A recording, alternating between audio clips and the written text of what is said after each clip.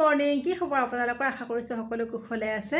ৰাতিপুৱা খোজ কাঢ়িবলৈ গৈছিলোঁ দেখিছেনে কিমান বেছি ঘামি আছোঁ আৰু বলক এতিয়া ব্ৰেকফাষ্ট এটা বনাওঁ আজি ব্ৰেকফাষ্টত নিয়াৰ ডিমাণ্ড আছিলে যে সি হেনো আজি পায়স খাব বলক তেন্তে ভিডিঅ'টো আৰম্ভ কৰোঁ গেছৰ ওপৰত 1 লিটাৰ গাখীৰ পাতি দিছোঁ তাত দিছোঁ কেইটামান খুন্দি লোৱা ইলাচি আৰু এতিয়া গাখীৰখিনি ভালদৰে গৰম হ'বলৈ দিম সাধাৰণতে 1 লিটাৰ গাখীৰত এমুঠিমানৰ চাউলৰ জোখ বুলি কয় পায়স বনাবলৈ হ'লে আৰু এয়া ধুই থোৱা গোবিন্দভোগ জহা চাউল অকণমান ইয়াতে দি দিলোঁ আৰু ভালদৰে লৰাই দিছোঁ এতিয়া ইয়াতে দি দিছোঁ এমুঠিমানৰ জোখত কাজু বাদাম আৰু কিচমিচ সাধাৰণতে মই পায়স বনালে কাজু বাদাম আৰু কিচমিচটো অকণমান সৰহকৈ দিওঁ মোৰ চেনেলত বহুত কেইটা